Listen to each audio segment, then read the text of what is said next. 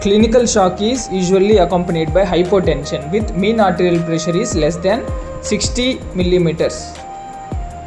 Hypovolemic shock is the most common form, either from blood loss or plasma volume loss due to extravascular loss.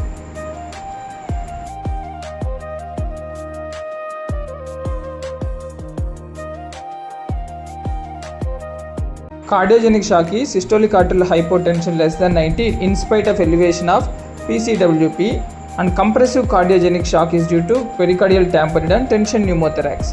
Pericardial tamponade features include hypotension, neck vein distension and muffled heart sounds and pulses paradoxes.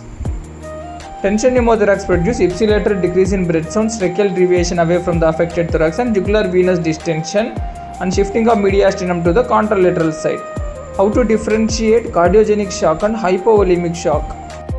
In cardiogenic shock, there will be jugular venous distension, rails and S3 gallop, and ongoing volume expansion further aggravates the organ dysfunction.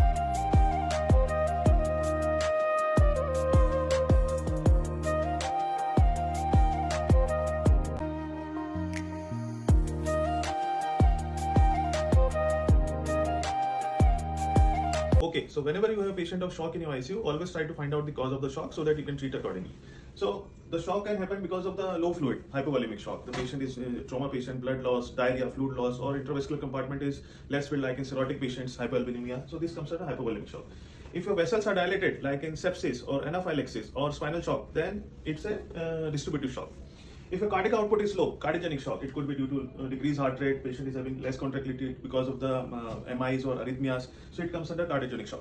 There can be obstruction of flow from the heart, like in pulmonary embolism or pericardial tamponade. This comes under obstructive shock. So always try to identify the cause of shock and do read more about it. If you want to find out that whether a patient is at risk of developing shock over the next few hours or not, an index that you can use is called as shock index. In shock index, you divide the heart rate of the patient by the systolic blood pressure. If the shock index is less than 0.7, it's normal. If the shock index is greater than 0.7, it means that that patient is at risk of developing shock over the next few hours. This is because the blood pressure of that patient might be normal, but the heart rate is very high. This is actually a compensatory mechanism of the body to increase the heart rate for a normal blood pressure. But this compensatory mechanism will fail over the next few hours if not treated. So you have to find out the cause, whether it is bleeding, whether it is trauma, whether it is sepsis, and you have to treat the cause, because this patient will develop shock over the next few hours.